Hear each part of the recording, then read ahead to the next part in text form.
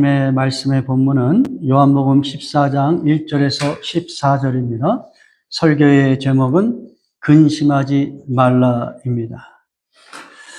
예수님은 자기의 죽으심과 부활과 승천을 예견하시면서 이렇게 말씀하셨습니다. 요한복음 13장 33절에 작은 자들아 내가 아직 잠시 너희와 함께 있겠노라. 너희가 나를 찾을 것이나 일찍이 내가 유대인들에게 너희는 내가 가는 곳에 올 수 없다고 말한 것과 같이 지금 너희에게도 이르노라. 지금 예수님께서는 십자가의 죽음을 앞두고 제자들의 발을 이미 씻으셨고요. 성찬식을 하였고요. 그리고 가룟 유다가 예수님을 배반할 것을 암시를 하셨습니다. 그런 가운데서 예수님이 그렇게 제자들에게 다시 확신을 시키는 것이죠. 내가 아직은 잠시 너희와 함께 있겠지만은 너희가 나를 찾을 때가 올 것이다. 근데 내가 간 곳에 너희는 올 수 없다. 이렇게 이야기를 하는 것이죠. 이런 이야기를 들은 이 제자들의 그 심정이 어떻겠습니까?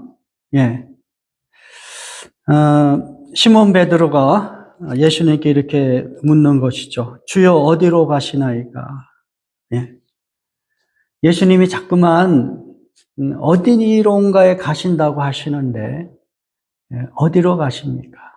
그러니까 예수님은 이미 십자가의 죽음을 예고하셨음에도 불구하고 제자들은 그 예수님의 그 예고에 충분하게 이해를 하지 못한 상태인 것이죠. 예수님의 죽음, 부활, 승천 이러한 사건들을 제자들은 성령이 그들에게 임할 때까지는 이해하지 못하고 계속하여 어떤 마음에 어떤 방황이 있고 질문이 이제 생기는 것입니다. 시몬 베드로가 주여 어디로 가시나이까?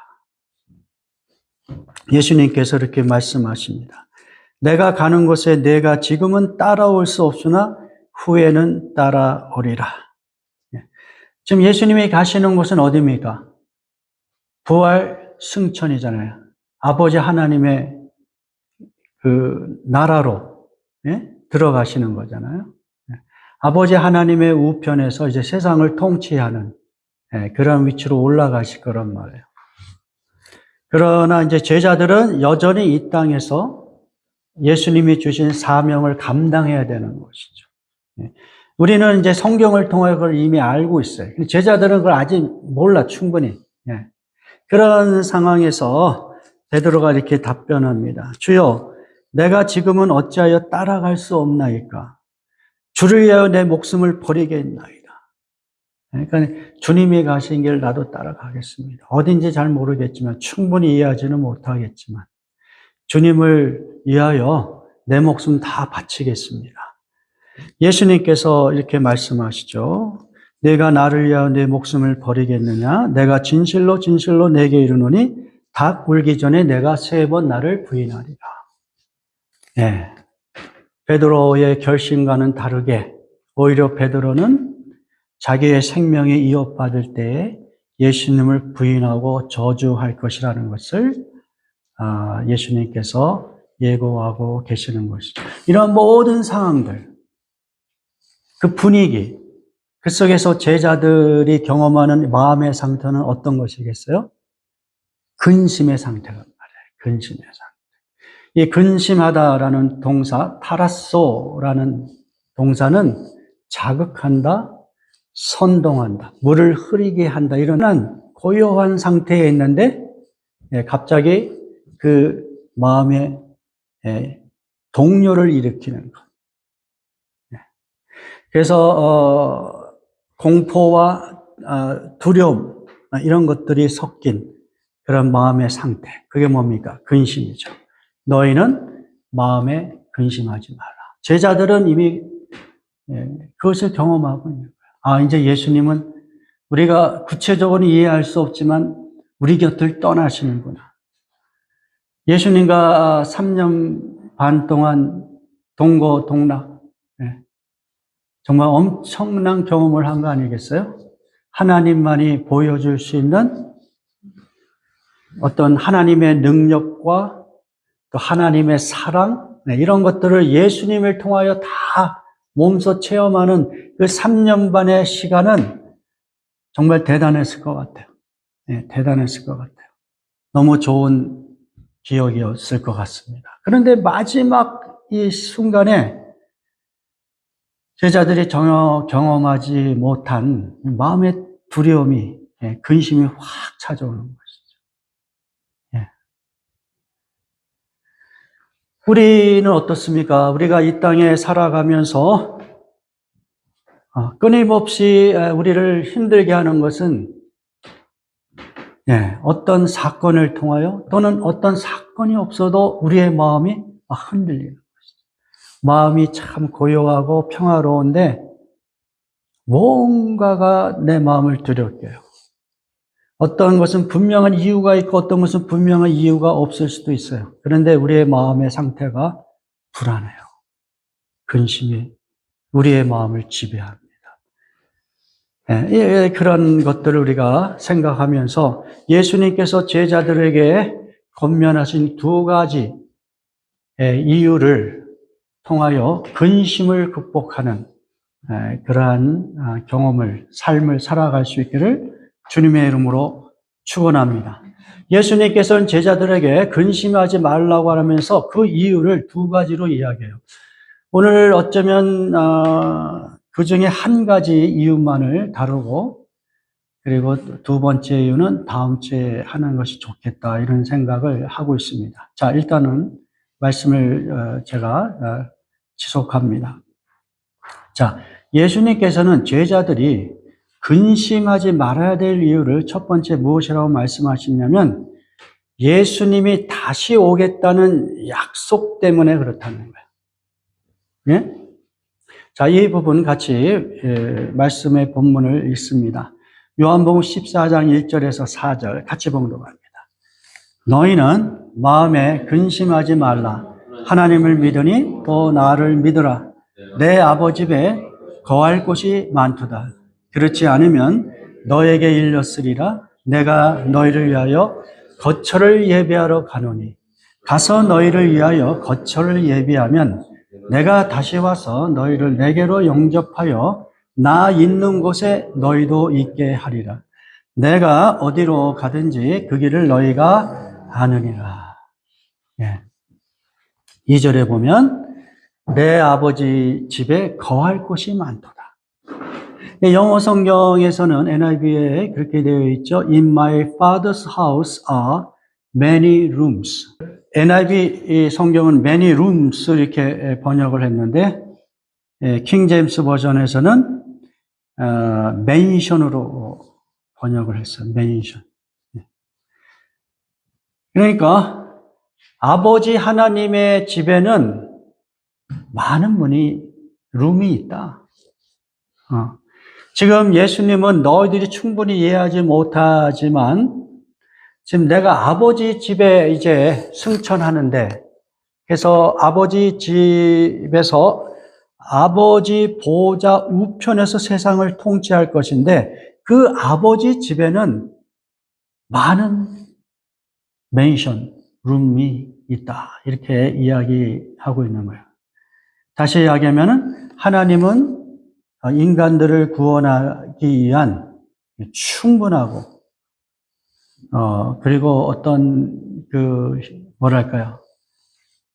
모든 사람들이 구원받기 원하시는 그러한 마음이 담겨 있는 그러한 나라라는 것을 우리에게 암시적으로 이야기해 주고 있죠. 하나님의 집에는 많은 룸이 있다.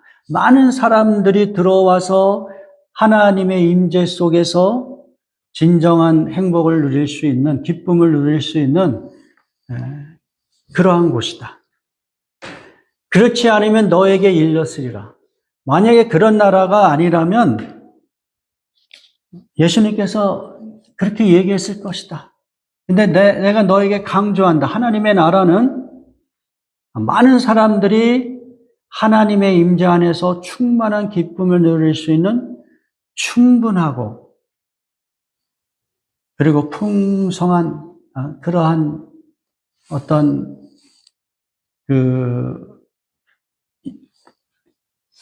사람들이 거주할 수 있는 그런 곳이다. 제가 이제 자꾸만 이 하나님의 나라를 너무 어떤 장소적인 것으로 표현하기가 좀 어려워서 제가 말에 이제 자꾸만 좀 꼬이는 경향이 있는데, 어떻든 이 하나님의 나라라고 하는 것은 우리가 이제 궁극적으로는 장수적인 것이 우리에게 드러나겠지만, 그러나 이 땅에 살아가는 우리에게 임한 그 하나님의 나라는 장소라기보다는 예수 그리스도를 믿음으로 하나님과 교제함을 통하여 경험되는 나라, 그 나라를 우리가 생각을 해야 되는 것이죠. 어떤 장수적인 개념이 아니라 예수 그리스도 안에서 맺어진 하나님의 자녀라는 관계 속에서 우리가 누릴 수 있는 하나님의 나라.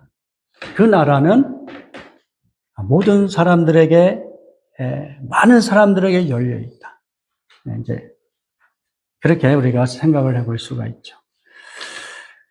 그래서 예수님이 이 땅에 오심으로 하나님의 나라가 이미 임하였지만, 방금 얘기한 대로 그 나라는 어떤 장소적인 개념이 아니라 예수님을 믿음으로 경험되는 하나님의 통치와 하나님의 임재를 상징하는 그 하나님의 나라이기 때문에, 그 하나님의 나라를 이제 완성시키기 위하여 예수님께서 어떻게 해요? 아버지 하나님이 계시는 하나님의 나라로 승천하신다. 그 나라에 들어가서 그 나라를 완성하기 위하여 내가 지금 너희 곁을 떠나는 것이다. 그 이야기를 하려니까 2절 후반절에 내가 너희를 위하여 거처를 예비하러 간다. 그리고 3절에 가서 너희를 위하여 거처를 예비하면 내가 다시 와서 너희를 내게로 영접하여 나 있는 곳에 너희도 있게 하리라. 그러니까 하나님의 나라가 완성되도록 이제 예수님은 하나님의 집에서 그 나라를 준비하시고 이제 하나님의 때에 그 나라의 완성을 하나님의 백성들에게 선물로 주기 위하여 이 땅에 다시 오실 거라는 거예요. 지금은 제자들 곁에 이제 더 이상 존재하지 않게 되겠지만, 육신적으로. 그러나 이제 제자들과 예수를 믿는 모든 성도들에게 주시는 그 하나님의 나라, 그 나라에 너희들 모두를 내가 다 초청해서 너희들과 함께 이제 영원히 사는 그런 복락의 시간을 갖게 할 것이다. 이렇게 이제 예수님께서 말씀하고 계시는 것이죠. 그러면서 예수님께서 4절에 이렇게 이야기해요. 내가 어디로 가는지 그 길을 너희가 아느니라. 이게 좀 말이 이상하죠. 부활과 승천에 대해 충분히 이해하지 못했기 때문에 예수님이 어디로 가십니까? 막 이렇게 질문을 하잖아요. 근데 예수님은 이 땅에서 떠나지만 하나님의 나라를 완성시켜 다시 올 것이라고 얘기하면서 어떤 가정을 갖고 말씀하시냐면 내가 어디로 가는지 그 길을 너희가 안다. 이렇게 가정을 하고 말씀하시는 거예요. 그러니까 이게 좀 모순이 있어요. 그러다 보니까 5절에 도마가 그런 질문을 하는 거예요. 자, 5절, 6절 같이 봉독합니다. 도마가 이르되 주여 어디로 가시는지 우리가 알지 못하거늘 그 길을 어찌 알겠사옵나이까. 예수께서 이르시되 내가 곧 길이요 진리요 생명이니 나로 말미암지 않고는 아버지께로 올 자가 없느니라. 이런 질문이 나올 수밖에 없죠. 예수님은 가정을 했어요. 제자들이 내가 얘기하는 것들을 다 안다라고 이렇게 가정을 했는데 제자들 입장에서는 이게 충분히 이해가 안 되는 것이죠. 그러니까 도마가 그것을 충분하게 이해하고 싶어서 그렇게 질문을 하는 것이죠. 주여, 어디로 가시는지 우리가 알지 못하거늘 그 길을 어찌 알겠사옵나이까? 물어보는 거예요. 그랬더니 예수님이 6절에 그렇게 말씀하시죠. 내가 곧 길이요 진리요 생명이니 나로 말미암지 않고는 아버지께로 올 자가 없느니라. 결국은 예수님이 가시는 곳이 어디예요? 아버지의 집이잖아요. 아버지 집. 하나님이 계신, 그러니까 우리가 이해하기 쉽게 그냥 아버지의 집 이렇게 얘기하는 것이지 뭐 아버지의 집이 어디 있겠어요? 네? 우리 하나님을 담을 수 있는 집이 어디 있어요? 우리 하나님은 온宇宙를 창조하신 분인데 우리 하나님을 담을 수 있는 것은 우주보다 더 커야 되는데 그렇죠? 그러니까 우리가 이해하기 쉽도록 은유적인 단어들을 계속 사용하는 거예요, 성경은. 예. 그러니까 제가 이거를 이제 표현하려니까 여러분에게도 힘들고. 어떻든 이 아버지가 임재하시는 곳, 아버지가 계신 곳, 예. 그곳으로 이제 예수님이 이제 부활 승천하여 가시는 거예요. 그러면 예수님이 결국은 제자들과 예수를 믿는 사람들에게 궁극적으로 주시는 복은 무엇이겠어요? 그들도 예수님과 같이 어디로 가야 돼요? 아버지의 집으로 가야죠. 아버지의 집으로. 예? 현재 어떤 하나님과의 자녀로서의 관계로 맺어지는 하나님의 통치 이런 것들을 경험하면서 아버지의 집에 있는 존재로서 살아가는 것이고, 그러나 하나님의 나라가 완성될 때에는 전혀 다른 차원의 새로운 존재로서, 그 이제 부활된 그러한 존재로서 하나님의 임재가 충만한 그 아버지 집에서 살게 될 것이에요. 자, 어떻든 중요한 것은 우리는 이 땅에 살아있든 죽든 또 예수님이 다시 오셔서 하나님의 나라를 완성하든 우리의 그 최종적인 목적지는 어디예요? 아버지의 집이에요, 아버지의 집. 그게 뭡니까? 구원이잖아요. 그게 천국이고 하나님의 나라예요. 이제 우리 모두는 그 길로 가야 되는 거예요. 근데 그 길로 가는데 아무나 갈 수 있는 게 아니에요. 여러분이 많이 알고 있는 유명한 말씀이잖아요. 요한복음 14장 6절. 내가 곧 길이요 진리요 생명이라. 나로 말미암지 않고는, 예수님을 통하여서만 아버지의 집으로 갈 수 있다. 구원받을 수 있다는 거예요. 예수 그리스도를 통하여서만. 왜 그러냐? 예수님이 어떤 존재냐? 예수님은 뭐예요? 길이기 때문이다. 그 헬라어 본문에는 무엇이 이렇게 더해져 있어요? 정관사, 더가 붙어 있는 단어예요. The way. 예. 그래서 이것은 유일한 길이다. 아버지께로 가는 유일한 길이다. 그런 뜻이에요. 예수님께, 그러니까 아버지께로 들어가는 유일한 방법이고 통로라. 누가요? 예수님이. 그래서 예수 그리스도를 믿어야 되는 거예요. 두 번째는 예수님은 어떤 분이에요? 진리라고 그랬잖아요. The truth. 유일한 진리다. 예수님을 통하여 하나님께서 구원하시고자 하는 그 완전하게 드러낸 분이라는 얘기예요. 그러니까 예수님은 진리 자체가 되시는 거예요. 예.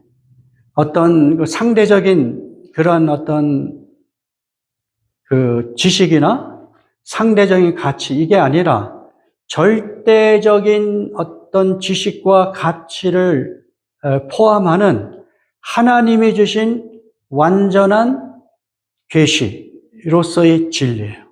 그러니까 예수 그리스도가 우리에게 가르쳐주는 이 복음의 내용을 통하여서만 아버지의 집으로 갈 수 있어요.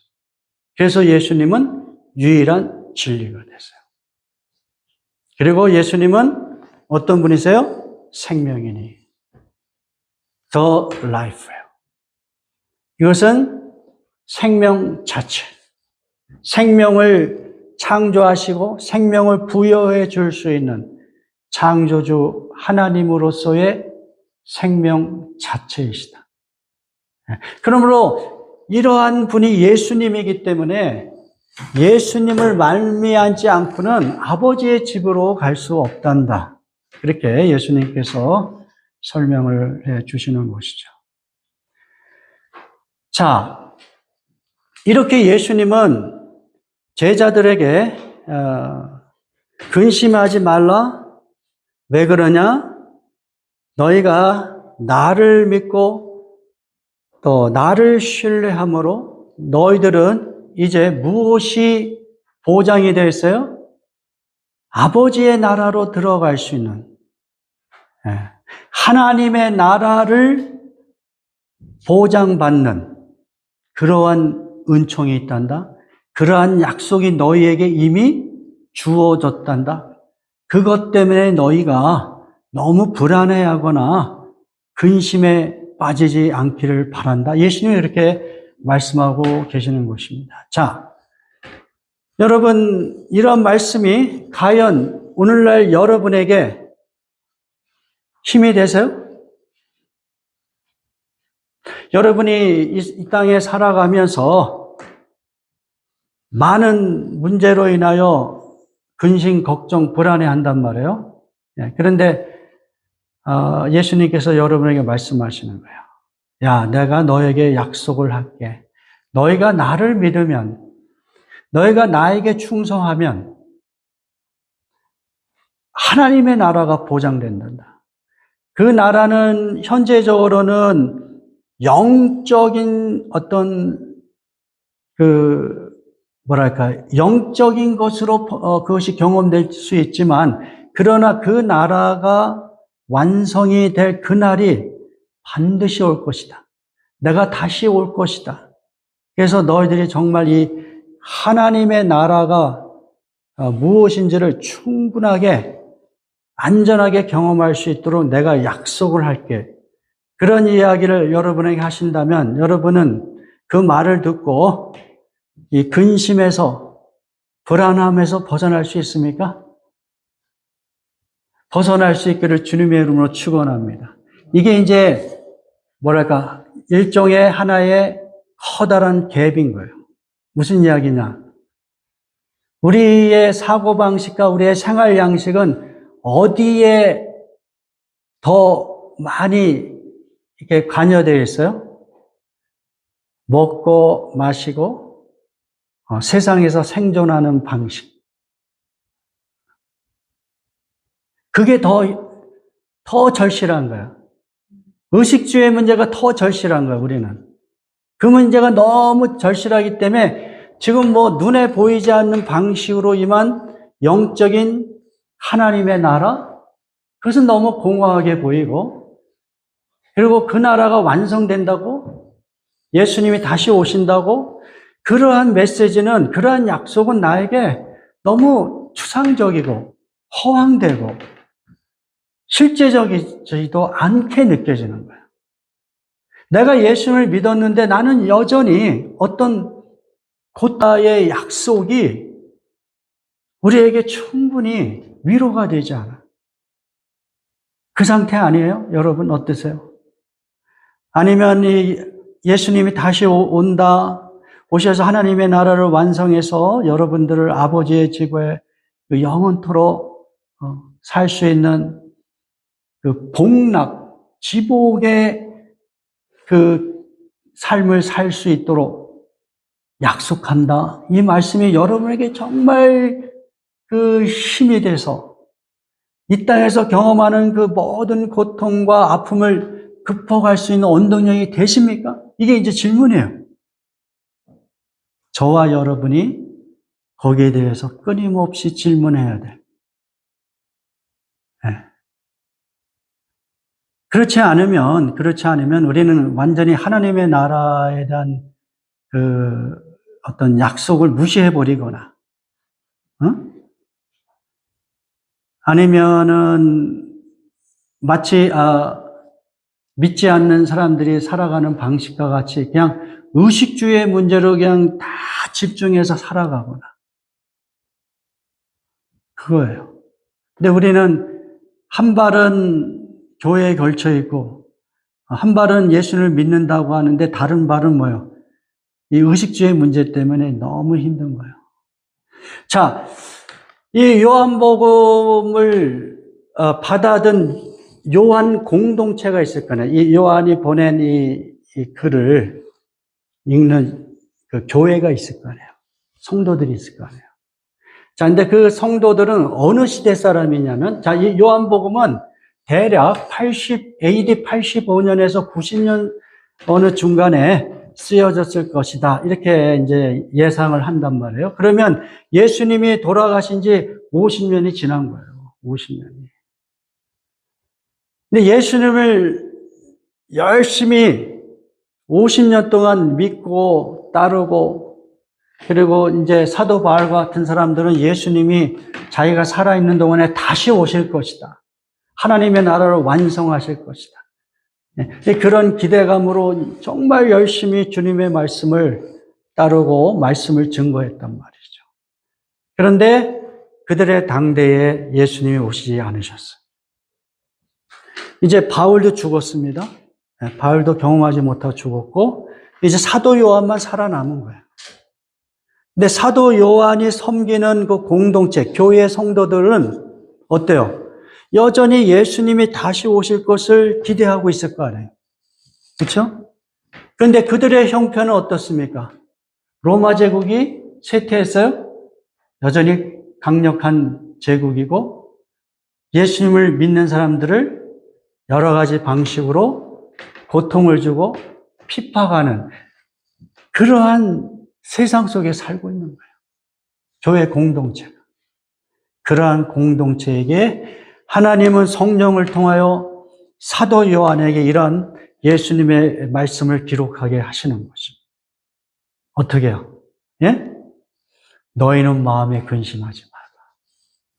지금 성도들은 로마 제국의 압제 속에서 고통받고 있고 신앙생활하는 거 여러 가지 정말 그 여러 가지 그 disadvantage 어떤 때는 그 신앙을 갖고 있는 그것 때문에 잡을 잃어버릴 수도 있고 말이에요. 죽임을 당할 수도 있고 다른 사람에게 그 억울한 일을 당할 수도 있는 신앙 때문에 그런 공동체에게 예수님이 말씀하신다는 거예요. 야, 근심하지 마라. 그 중에 하나가 뭐예요? 예수님이 다시 오실 거야. 근데 오셔서 주실 거는 뭐예요? 하나님 나라의 완성이야. 그리고 너희는 현재적으로도 영적으로는 하나님 나라에 이미 들어간 존재로서 하나님의 통치를 받는 하나님의 그 복을 경험하는 존재야. 이런 메시지가 그 요한의 이 편지를, 요한의 이 복음서를 읽는 교회가 이 글을 읽고 믿음을 어떻게 해요? 힘을 얻어야 되는 거예요. 2000년이 지난 지금까지도 모든 성도들은 이 말씀을 동일하게 믿음으로 이 예수님의 약속의 말씀이 어떻게 해요? 이 땅에 살아가는 여러분이 나름대로 근심, 걱정을 이겨내고 이 하나님 나라의 그 약속이 우리의 삶의 기쁨이 되어야 된다는 거예요. 근데 우리의 현실은 뭐냐, 이게 우리의 현실은. 예? 그 기쁨이 그렇게 많이 와닿지 않는다는 것이죠. 내가 현재 경험하는 이 근심을 극복할 수 있는 어떤 강력한 가치가 되어야 되는데 그 가치가 되지 못하고 있다면 그것은 우리의 믿음을 한번 살펴봐야 된다는 거예요. 그게 성경의 메시지예요. 오늘 이 메시지는 우리에게 그러한 측면에서 도전을 주는 거예요. 과연 하나님의 나라가 이 땅에 이미 임한 그 나라, 그리고 앞으로 완성될 그 나라의 가치가 오늘 여러분이 경험하는 그 걱정과 두려움, 억울함, 고통, 이런 것보다 더 큰 가치로, 더 큰 기쁨으로 경험되느냐? 이 질문을 하고 있는 것이죠. 사도 바울은 이렇게 고백합니다. 로마서 8장 17절에서 18절 같이 봉독합니다. 자녀이면 또한 상속자, 곧 하나님의 상속자요, 그리스도와 함께한 상속자니 우리가 그와 함께 영광을 받기 위하여 고난도 함께 받아야 할 것이니라. 생각건대 현재의 고난은 장차 우리에게 나타날 영광과 비교할 수 없느니라. 자, 여기서 보세요. 자녀이면 또한 상속자다. 누가 자녀예요? 예수님을 나의 구세주여 주님으로 영접한 여러분이 하나님의 자녀예요. 그리고 또한 그들은 상속자예요. 그래서 하나님의 상속자라고 표현하고요. 그리스도와 함께하는 상속자다. 예? 예수님께서 이 땅에 다시 오셔서 그 나라를 우리에게 선물로 주실 것이니까 그리스도와 함께하는 상속자다. 무엇을 상속받아요? 무엇을 상속받습니까? 하나님의 나라요. 하나님의 나라를 상속받는 거예요. 그리스도와 함께. 자, 우리가 그와 함께 영광을 받기 위하여 고난도 함께 받아야 할 것이다. 자, 여기서 예수 그리스도와 함께 성도가 받아야 될 영광이 무엇입니까? 예? 무엇이? 금면류관? 명예 이런 거예요? 그런 것보다 훨씬 더 가치 있는 것. 그게 뭐예요? 하나님의 나라예요. 하나님의 나라. 영광을 받는다는 것은 하나님의 나라를 상속으로 받는 것을 이야기하고 있어요. 그러한 경험을 하기 위하여 이 땅에서 무엇도 같이 해야 돼요? 고난도 함께 받아야 할 것이다. 성도의 삶의 어떤 양식이 예수를 믿고 구원받았다고 해서 고통도 없고 질병도 없고 다 그냥 풍성함과 만족감만 있는 것이 아니라는 거예요. 오히려 예수를 믿기 때문에 믿지 않을 때 경험하지 못한 새로운 방식의 고난을 경험하는 존재다. 예? 그 고난은 초대교회 성도들에게는 아주 더 구체적인 것이죠. 제가 앞에 다 얘기했으니까 다시 그 고난을 열거할 필요는 없고, 오늘날 여러분은 어떻습니까? 여러분이 예수님을 믿기 때문에 여러분이 받는 고난이 있으세요? 자, 여러분, 여기서 고난이라고 하는 것은 이 땅에서 생존하기 위하여 경험하는 일반적이고 어떤 모든 믿지 않는 사람도 경험되는 그 고난으로 한정하면 안 돼요. 그렇다면 이 고난은 그렇게 큰 의미가 없을 것 같아요. 뭐냐면 믿지 않는 사람들도 이 땅에서 생존하기 위하여 고난을 받습니다. 결핍에 대한 고난이 있잖아요. 모든 사람들에게. 항상 뭔가 부족하잖아요. 그것이 물질적인 것이든 무슨 영적인 것이든 무슨 사랑의 결핍 이런, 항상 결핍증을 느끼잖아요. 이 땅에 살아가면서. 예. 그리고 모든 것이 불안정하고 불확실이 있기 때문에 항상 마음에 어떻게 두려움이 있죠. 그러니까 그러한 어떤 결핍과 두려움을 극복하기 위하여 우리는 끊임없이 어떻게 해요? 무언가를 나를 이러한 결핍과 두려움으로부터 해방시켜 줄 수 있는 어떤 구세주를 찾는 거예요. 그것이 어떤 사람은 돈일 수도 있고, 인간관계일 수도 있고, 사랑일 수도 있고, 명예일 수도 있고 건강일 수도 있고 그런 것들을 막 찾아가는 것이. 그런 거를 찾아가는 과정 속에서 경험되는 여러 가지 어려움. 그게 고난인가요? 지금 예수님 이 성경에서 얘기하는 성도들이 경험할 수밖에 없는 그 고난이 바로 그런 거라면 그거는 그렇게 특별한 고난이 아니죠. 왜냐하면 믿지 않는 사람도 동일하게 경험하는 인간으로서 이 땅에서 경험할 수밖에 없는 고난이니까. 그렇죠? 그렇다면 성도가 됐기 때문에 받는 고난이 있잖아요. 초대교회 성도들은 성도가 됐기 때문에 받는 고난이 확실해요. 오늘날의 여러분은 무엇이냐 이거예요. 여러분이 크리스찬이기 때문에 받는 고난이 뭐냐 이거예요. 근데 그 고난이 하나님의 나라의 가치를 어떻게 해요? 능가하느냐 능가하지 못하느냐. 그 고난이 하나님의 나라의 가치보다 더 크다고 생각하면 우리들의 신앙에 문제가 있는 것이고, 여러분이 예수를 믿기 때문에 특별하게 받는 그 고난이 비록 힘들고 억울하고 손해보는 것 같지만 하나님의 나라가 더 큰 가치라고 생각하면 그러면 어떻게 해요? 그 고난도 이겨낼 수 있는 거예요. 즐거운 거예요. 지금 성경은 우리에게 그러한 도전을 하고 있는 것입니다. 생각하건대 현재의 고난은 장차 우리에게 나타날 영광과 비교할 수 없다. 예? 여러분, 우리가 맨 처음 찬송 제목이 뭐예요? Shout to the Lord. 여기서 보면은 계속 반복해서 나오는 가사가 Nothing compares to the promise I have in you. 이렇게 되어 있잖아요.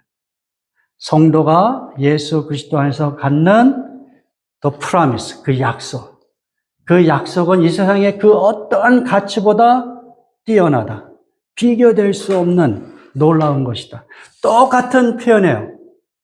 예, 로마서 8장 18절. 현재의 고난은 장차 우리에게 나타날 영광과 비교할 수 없다. 나타날 영광이 뭐예요?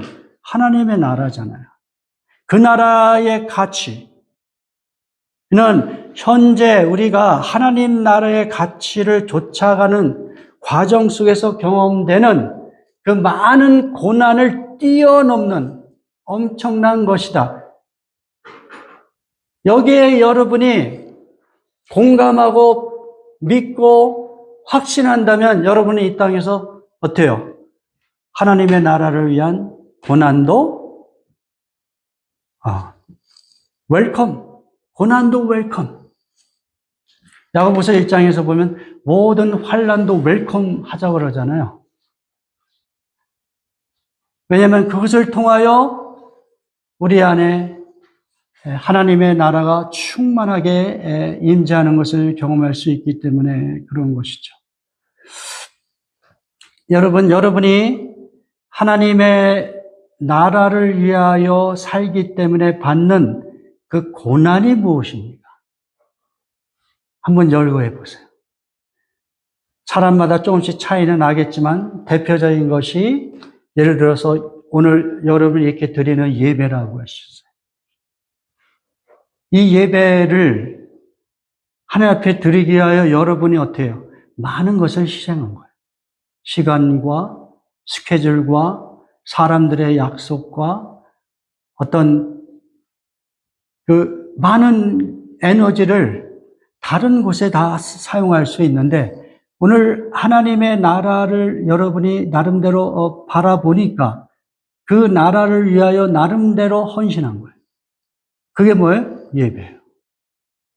이 예배를 드리기 위하여 얼마나 많은 사람들이 자기의 욕망을 내려놓고, 자기의 쾌락을 내려놓고 하나님을 경배하잖아요. 이 예배가 아주 그런 면에서 매우 커다란, 어떤 면에서 고난이지만 그러나 하나님의 나라가 훨씬 더 큰 가치라는 그 믿음이 있기 때문에 여러분이 이렇게 예배하는 것이 아니겠습니까? 또 여러분은 이 교회 생활을 통하여 그냥 교제하고 끝나지 않잖아요. 기도하고 때가 되면 또 선교하고 어떻게 할 수 있는 한 하나님의 복음을 증거하려고 하고, 이러한 모든 삶의 양식은 어떤 면에서 믿지 않는 사람들은 전혀 관심이 없는, 기꺼이 받아들이고 가치 있게 여기는 것은 이 땅에서 우리가 행하는 그 모든 하나님 나라와 관련된 헌신과 생활이 무의미하지 않다. 왜? 우리의 궁극적인 소망이 뭐예요? 하나님의 나라의 완성이잖아요. 그 나라의 가치가 훨씬 크다는 것을 우리가 믿기 때문에 기꺼이 이러한 삶을 택한 것입니다.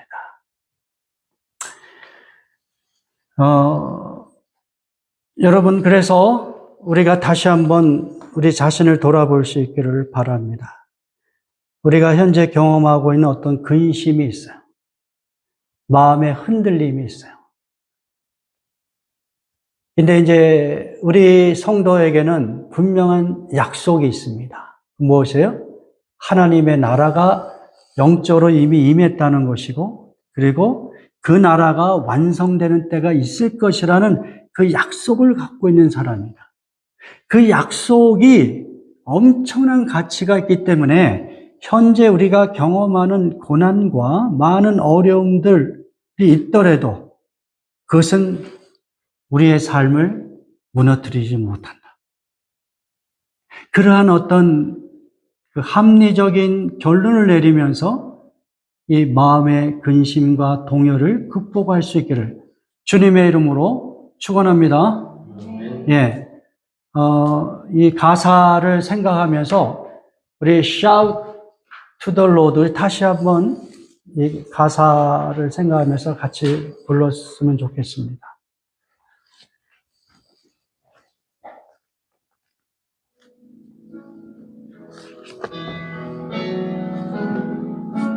My Jesus, my Savior, Lord, there is none like you. All of my days, I want to praise the wonders of your mighty love. My comfort, my shelter, tower of refuge and strength, let every prayer, all that I am, never cease to worship you. Shout to the Lord of the earth, let us see. How the seas will roar at the sound of your name. I sing for joy at the work of your hand. Forever I love you, forever I stand. Nothing compares to the promise I have in you.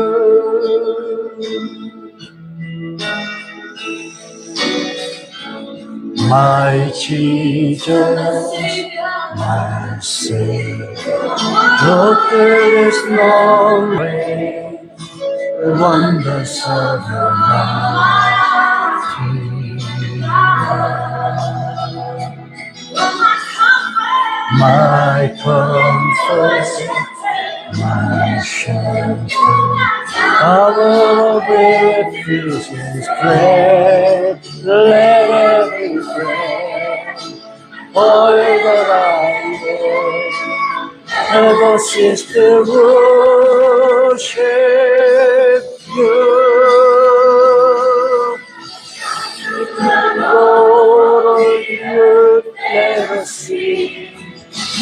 Power and majesty, praise to the Lord. Mountains bow down and the Savior Lord. At the sound of your name, I sing for joy at the work of your hand. Forever I love you, forever I stand.